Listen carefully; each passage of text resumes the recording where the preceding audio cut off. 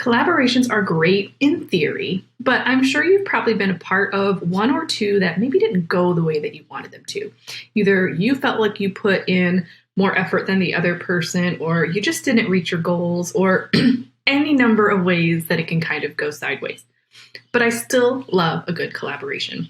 So this episode is going to give you some things to put into place before it starts and while it's happening so that you can make sure that everybody walks away feeling like it was a great experience and getting something out of it. We want these collaborations to be win-win-win all around, and it really starts with great communication. So that is our topic for today's episode as we round up our whole month on collaborations. We've talked about collaborations big and small, and today we're really going to focus on those collaborations that might be a little bit bigger, that might take a little bit more effort, that might require a little bit more of your team or someone else's team. Before we get into it though, this episode is brought to you by our June freebie. It's a quiz. Are you ready for collaborations? So after you listen to this episode, fill out that quiz and see where you are with your team so that you can start jumping into the right collaborations for you. What are the things that are going to help you move forward? Are you ready? What things do you need to put in place before you start to do these collaborations?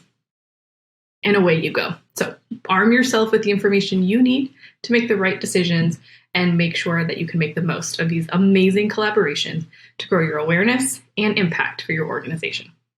Let's get into the episode. You're listening to the Digital Marketing Therapy Podcast. I'm your host, Sammy Bedell-Mulhern. Each month, we dive deep into a digital marketing or fundraising strategy that you can implement in your organization. Each week, you'll hear from guest experts, nonprofits, and myself on best practices, tips, and resources to help you raise more money online and reach your organizational goals. So as I mentioned in my intro, collaborations can be fantastic, but they can also be super stressful.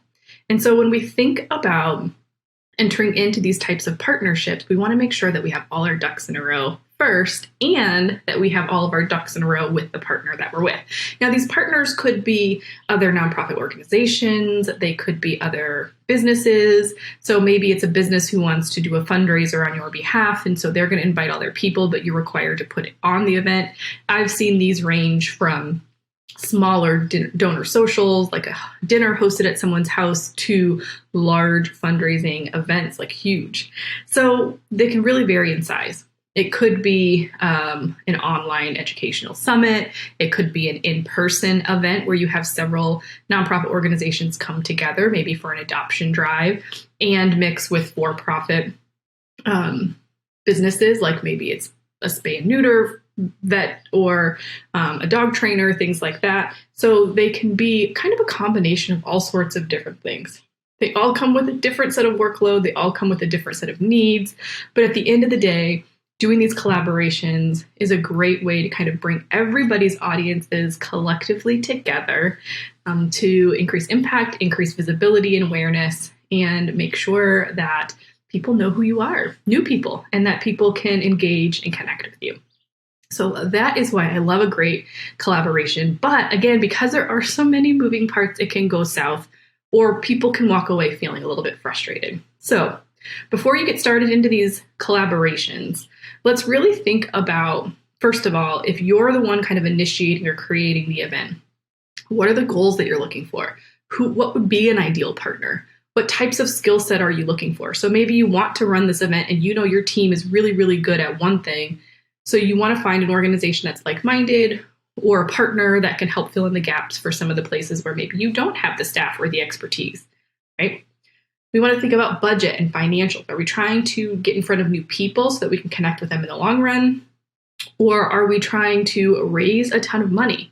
For example, if you set up a fundraising event with a business entity, a partner, and they bring all their friends, and you put out all this work to put this event together, and you only walk away with $5,000.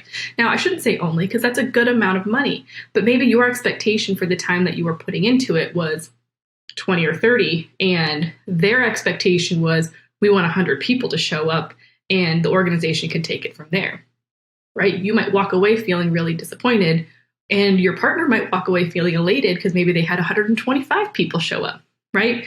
So we really need to think about what the goals are and what are the parameters around who we'll collaborate with and who we won't. Meaning, we have a minimum threshold for results that we're looking for if we're going to put on a certain type of event.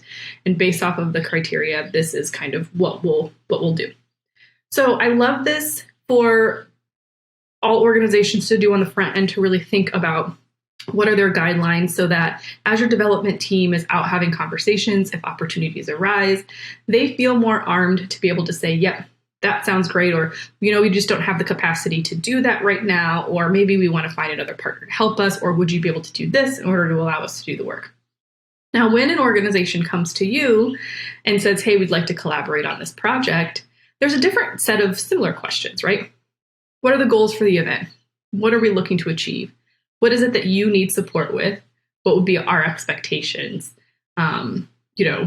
All of the things. So, that's when you really want to identify, is this partner somebody that makes sense? Is it going to be authentic to your audience? Is their audience going to be somebody that's going to make sense for us to connect with, right? All of these questions. And you can go back to what we just talked about, your foundational pieces, to see that it's a good fit.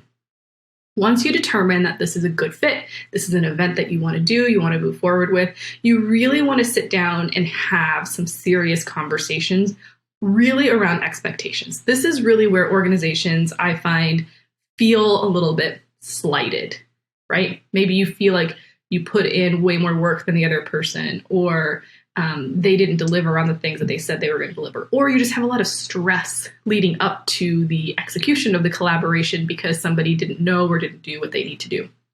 So I love to sit down first, and we're going to always say this, outline the goals so everybody is on the same page. This is how much money we want to raise. This is how many people we want to come. This is how many contacts we hope to have. This is, I don't know, depending on your event, right? Come up with those specific goals for what your organization is going to do. You also really want to clearly define how the contacts will be shared. And this is important so that everybody's on the same page, but also so that you can clearly convey that to the people that are participating in the event. If there's a couple of different businesses that are there and all of a sudden they start getting emails from some of these random businesses, that's not good for anybody. So we really want to be clear, okay, do we share every single person that registers for the event with all of the partners? What about the vendors? What about contracts? What information are we sharing? What information are we not sharing? What is just something that we keep because it's our contact, it's our whatever.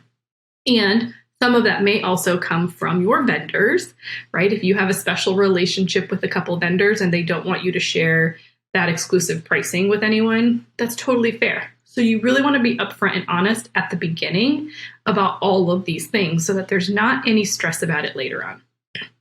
And then I like to break it into buckets. Excuse me. So buckets meaning who is in charge of what parts of the event.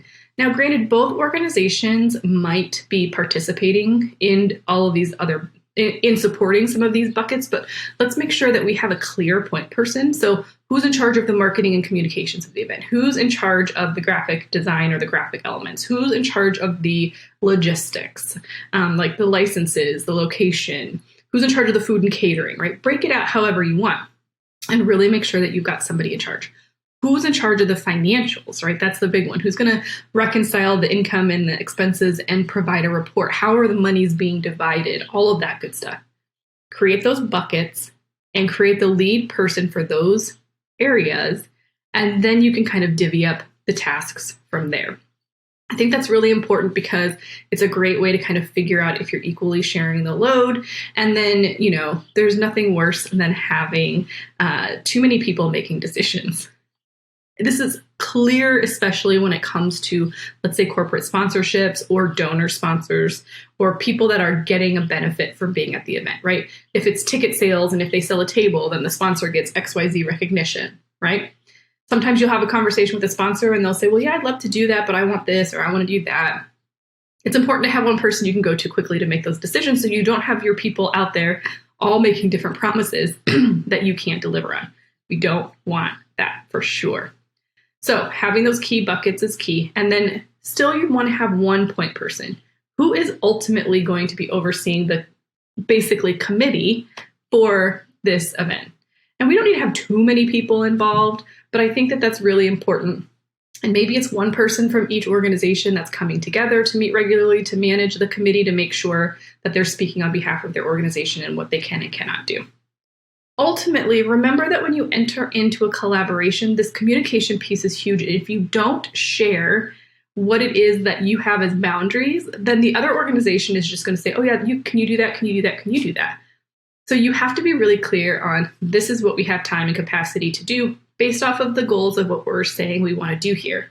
And the hardest part is that when you get into a collaboration, there's always the one person or few people who want to make it bigger and grander, right? It could be one of their board members or one of their volunteers. And it might be somebody that's not in your organization. And it could be somebody in your organization. But really with this collaboration, even more so than ever, you need to be able to rein them in and say, this is a partnership. We don't have capacity to do this. If this is something that you really think is valuable and you want to take it on and you want to financially support this piece, go for it.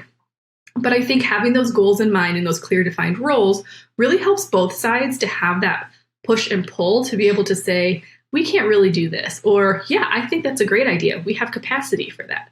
There's always going to be ebbs and flows and collaborations, especially when it comes to events. Some things go easier than you expect, some are harder. But we really want to make sure we go back to those goals, the vision and the mission for why we're doing this collaboration and what it is that we hope to accomplish. And then really, the other big thing is making sure that you have a follow-up plan.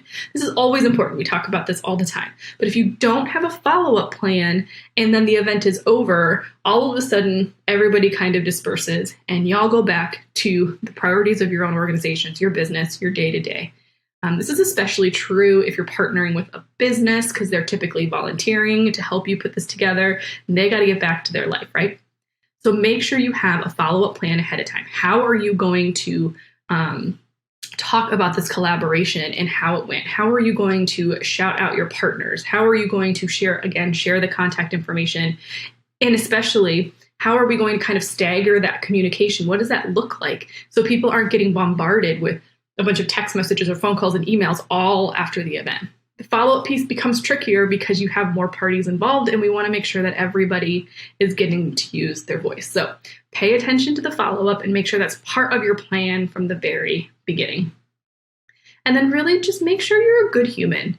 If you're in charge of the financials or you're in charge of, the vendor agreements, communicate, share, and do things on a timely fashion. I love a good collaboration, and some of the best ones continue on for years, and you can create traditions here and have fun with it and have fun events with it. If you're partnering with a business for a fundraising event, by being a good partner, you're likely that they'll choose you again. And if it's a great success, you want that, right? It's getting you in front of new audiences that you don't have the opportunity to talk to necessarily. So go out and get those collabs. Be good partners, and be the leader to show the communication and the organization that comes along with it to make it a smooth and easy process so that there's more collaborations to come. I love this as a marketing tactic. I love this as an engagement tactic. And I think that it can be really great to help you hit those goals and, more importantly, get more awareness out in the community about who you are and the great work that you do. So if you're going to do a collaboration or you have an event coming up, I'd love to see it, hear about it, learn about it. I have a few up my sleeves with some clients that we might be sharing here on the podcast, but you can email those to me at hello@thefirstclick.net. For now, thanks for listening to this short solo episode. I'm so grateful that you've joined us for this whole week of collaboration, or whole month of collaboration. I hope that you have enjoyed it. You can find show notes, resources, and the other episodes from this month in the show notes at thefirstclick.net/263. But I thank you so much for listening, and make sure you hit that subscribe button. We have new episodes coming out every Tuesday, and I don't want you to miss a single one. And would you do me a favor while you're there? Grab the link, share it with a friend that you know could use a good collaboration, and maybe start the conversation about collaborating together yourselves. Okay? I will see you in the next one.